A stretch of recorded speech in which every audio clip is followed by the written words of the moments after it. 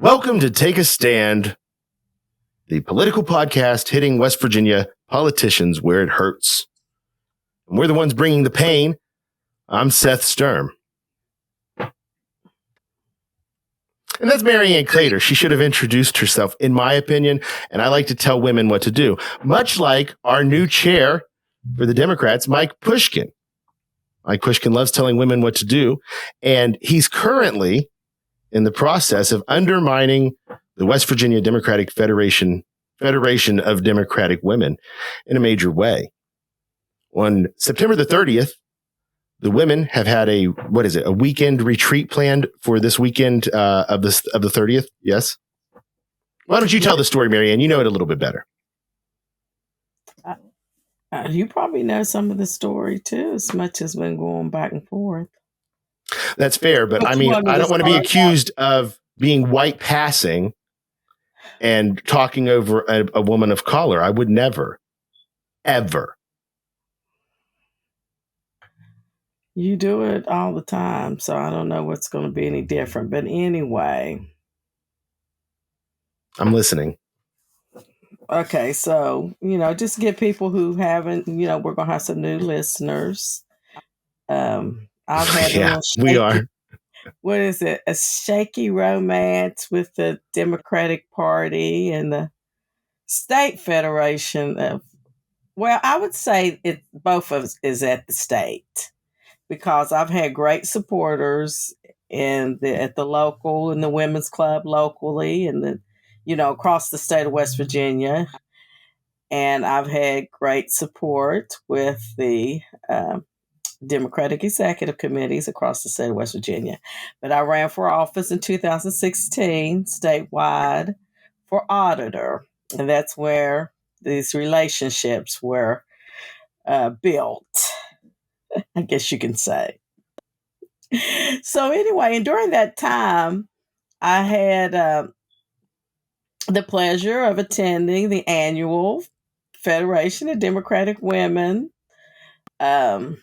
conference that they put on annually. I think they've only missed, because of the pandemic, they had missed a couple times. But they've had this planned, and it's always been in September, which I always felt like that might be a bad time of year when you're running for office, but it's always been around this time. And I don't know how long they've had their notices out. It's been at least months, and they invited the candidates. Well, for those who don't know, we have a new chair, and he has champion of women, Mike Pushkin. Yeah, he's got a reputation. We'll, I guess, discuss that, later. But anyway, so there's also what usually happens is an arcade dinner. I guess it's Roosevelt Kennedy Dinner. Roosevelt Kennedy Dinner. Now let me jump in here as someone who absolutely hates everything to do with social, like the social climbing that goes on. The arcade dinner is basically just a social for Democrats. It's expensive. It's $150 a ticket this year. There's entertainment. They have a speaker come in. Usually it's some big name from the party, but this year it's a state party chair from another state. I don't know. Anyway, the point is that this is a place for people to rub elbows, get to know each other. You're going to run into Susan Miley and maybe Delegate Cody Thompson and, the who's who of the Democratic Party, if you ask me. Well, and normally this is the time, normally they have it in September or October. And normally this is also the time that they honor the Democrats of the Year, which each executive committee normally votes for who they feel is their So each executive committee picks a person to say, this is our Democrat of the Year, basically. Yes. Right. Well, not this year, but that program was just cut by, what should we call him, since he calls me Mrs. Clater? I say that's a difficult game for me to play because everything I'm thinking of, I can't say. I've got a lot of names for Mike Pushkin. None of them are Mike or Mr. Pushkin. I'll tell you that. Some people call him Mikey whenever they're talking about all the Let's call him Mikey. That seems to be just juvenile enough, if you ask me. It's perfect. Well, anyway, Mike. Hey, I'll Mikey, call him Mike, right. but it is funny when they say Mikey. You want to know what Mikey is doing now? It suits him, though. I mean, honestly, the antics. What's that person on the Life cereal box? What was it? Mikey likes it. Yeah. I'm a little bit younger than you, Marianne, so that's out of my era. But yes, I believe it was. But I don't think it's out of Mike Pushkin's era. He's a older gentleman. He does. Well, I wouldn't say that Mikey likes everything. I don't know what Mikey likes. Wasn't the point? I mean, wasn't the point of the commercial that Mikey doesn't like things? Is that what it was? I can't don't know. It doesn't matter. But either way, this Mikey, he doesn't like things. He doesn't like anybody. Okay, so anyway, so he got elected. I think it was June 18th, maybe.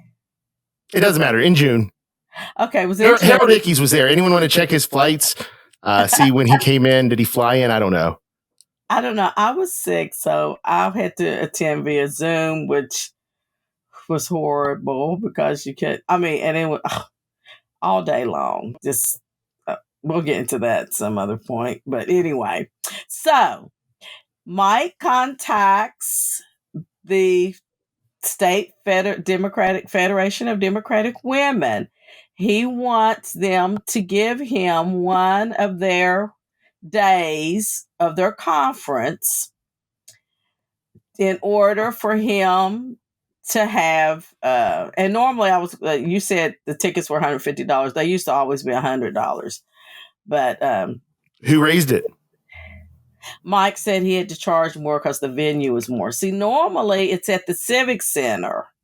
Do you think Mike actually wants to charge more so that he can raise more money to make up for being a terrible chair who's bad at fundraising? Yeah, just all the things that. That's my personal opinion. That is subjective to me. That he's a terrible chair. Someone else may disagree. That's a personal opinion. It's like if you could go ahead and go through if we wrote down the list of all the things that they complained about Belinda being for his chair, or we complained. I mean, I'm not even gonna say that we weren't in on the list of complainers, but if you were to put all of them, we're consistent. If you were to put all of them together, you could check Mike off and even worse. I mean, well, this is the thing I think this is the problem, is that everyone thought that Belinda was the super master manipulator, planning everything out to the T, every minute detail. She plans it out. That's what they believe. So that's what they do. I don't know if Belinda does it or not. I mean, if she did, I wouldn't think she would lose to Mike Pushkin and Selena Vickers' crew, but she did. And they're out there planning everything. They're so heavy-handed with their manipulation of rules, with their targeted attacks of people. I mean, it's just crazy. And people are going to see a lot quicker who these people are at their core than I think they realized and they would hope, because they're no different. It's no different. And so let's finish up. So Mike went to the women and he wants to use one of their nights to host the RK dinner and kind of piggyback off of the women's conference. Right. Okay, so go on. So they actually had a meeting about this and had a vote on whether or not to give Mike a night for the RK dinner. And they said no. And he wanted Friday night. And what Friday night is so let's say everything, is important. We won't say it's not. There are workshops so important that are scheduled throughout the weekend. What would you do without them?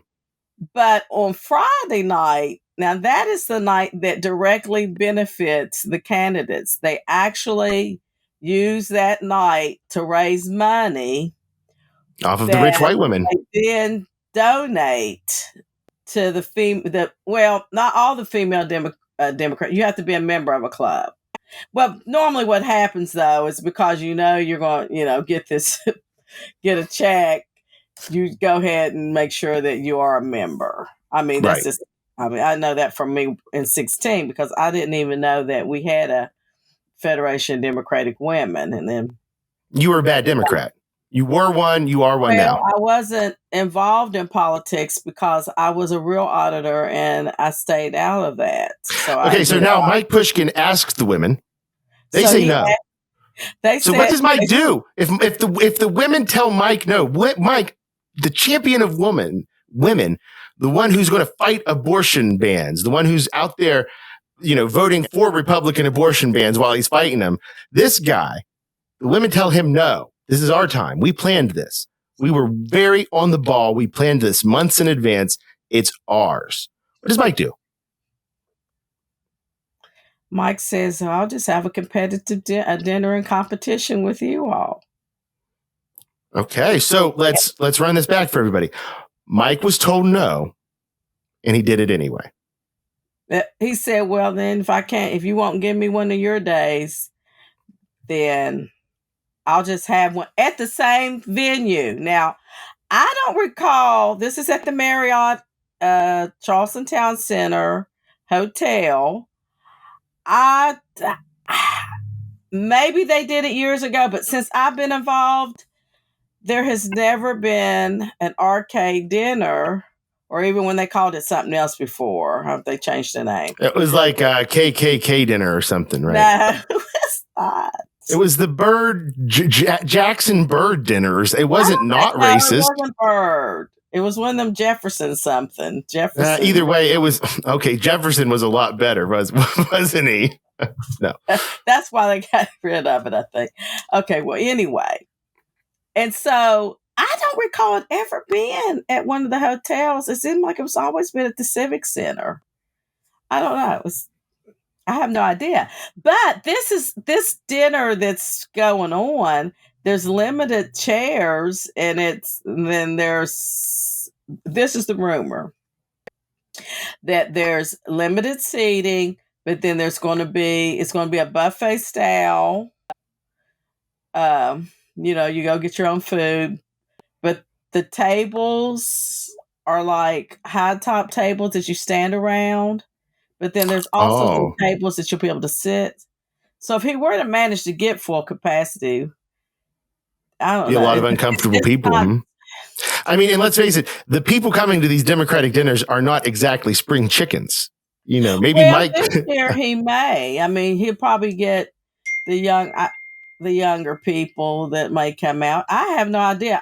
Rumor is he's having difficulty selling those tickets. So thus people don't have the money to drop $150 a ticket to go see Mike Pushkin and a couple of country singers? Well, I'm shocked. So I am on the executive committee. The voters in my district, unlike some other people, I didn't manipulate rules and everything to be able to get appointed, get me a position because I couldn't win an election. I was actually voted by the voters to be a member of the West Virginia State Executive Committee. And so I forgot where I was going with that. I don't know where you were going with that, but yeah, you were tooting your own horn, saying how great you were, and then we were going to talk about how white I am, and it hit all the boxes for everybody. Whereas some other people have manipulated and got 3 positions because they can't win in their area. And yeah, okay, we should, if you're going to talk about that, we should name drop. But let's get back focused on what we're talking about now. I'm sure there will be plenty of time to talk about all of the race traitors and saboteurs out there. We'll get to them. Okay, so we were talking about Mike and his dinner. Taking from the women. Somebody called. Okay, this may be a reason I got a call. I'm not for sure. Okay, so I thought it was last week. I'm not for sure. But I got a phone call just saying if I was going to have time to come to the arcade dinner. A lady, nice lady named Debbie. I don't know who Debbie is. She was calling from the state executive committee's phone, office. And I said, no, that's the night of the Federation of Democratic Women, and they had their schedule first. And at that point, she said, well, theirs is over at 8 and ours is starting at 8. Well, I've seen Which is not, that's not technically true either, because the women have some things that are going on after the 8 o'clock. Like there's something from 5 to 8, the silent auction and My understanding is part so is I have the schedule. I have the schedule right here, and so on Friday night they were going to have from 5 to 8 p.m. There's a reception with auction. Now you're talking about, this is the women. This is the women. This is on September 30th, an introduction to the candidates. And then from 9 p.m. to 11 p.m., they have a hospitality suite with a special Kanawha cocktail. So they were planning to have a social for the candidates to meet with the women and talk with them. But now they're going to have, I mean, there's no way this doesn't absolutely destroy the women's momentum in this event. I mean, who's going to be at this little thing whenever they've got their big fancy arcade dinner with state chair from Mississippi or wherever? And also, this is the same time that the candidates are allowed, like at ours, the candidates are allowed to speak. They usually do their, pitch, so that people can hear about them. And and also, like I said, they use the money they raise that night to give a check, not like the party saying, "Oh, we got to raise money because so we can help the candidates." And oh my gosh, I mean, we'll have to get into that. I don't know when we're going to into all of that about how the candidates are not really being helped right now. It's just been well, they never are. But here's my question. Let me go back to this, and maybe you can answer this. Okay. So the women have this hospitality suite that seems to be something that they've rented out. What about the loss? What about the loss that they're going to suffer financially? They only have so much money. This is something they thought would be a good investment. But now here comes Mike Pushkin throwing a dinner during their social, which, I don't care about socials. I don't care about this dinner. But the point of it is that even within the party structure, this man has no respect for anybody but himself. Or anyone that disagrees with him. Right. And you know why we got on his bad list was sharing an article he didn't like in 2018. And ever since then, we've never had a fair shot with him. I mean, it's just been constant. It was we. It was we. By association. Oh, you were the Three Musketeers, Marianne. Three-headed dragon. Is that what we were called? Now it is. Yeah. Well, not back then. We weren't the three-headed. I guess we were the two-headed. We were. You just didn't know it. We didn't know we were three-headed. I thought we were two-headed maybe back then. No. Mary was around back then. She just was more quiet. That was my co-chair for the Indigenous Caucus, which, I think that this, okay, so we'll get into that too. I want to talk some about. Okay, I was going to say, so just to wrap up this part of the, Yeah, let's wrap this up. So to recap, my understanding, since I don't really understand fully what's going on, the women planned a dinner. Or an event, let's say an event, and a cocktail. It's their annual conference that they have. Right, and so they're having cocktails. They're meeting candidates. They've always done it this way. It's always been on Friday. Right, and so Mike says, "Hey, ladies, let me get some of that." Money. That's what he said. I need to raise money. So you know what I believe the plan was. He used their day, and so you got all the women have been out there hustling to sell their tickets for this event. And right. It's not the only part of the event that is really designed to raise money is on the Friday night. The other days, they just pretty much try to do a break even because the tickets for the Federation of Democratic Women are $65. So if you wanted to go to both events, how much would it cost you? So any discounts? Mark's been gracious. Oh, he's a good man. He's been so gracious that if you are a member of the Federation of Democratic Women, then you would only have to pay $75 to go to his.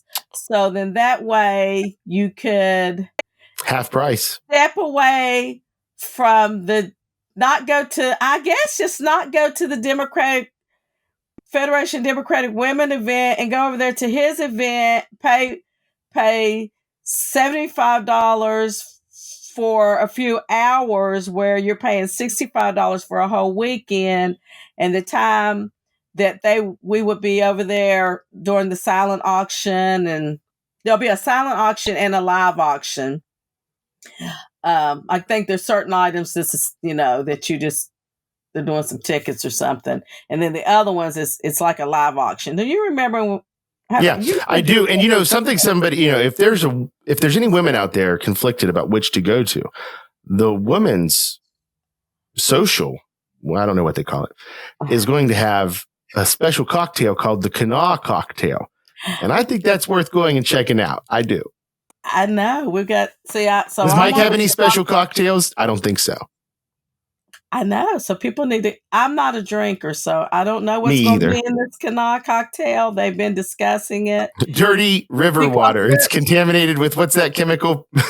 So what normally happens too, this is what's so funny. I would wonder what would have happened if that location normally rotates for the women, although the location doesn't rotate for these state parties. So the state party's always in Charleston. Every time I went, it's been at the Civic Center.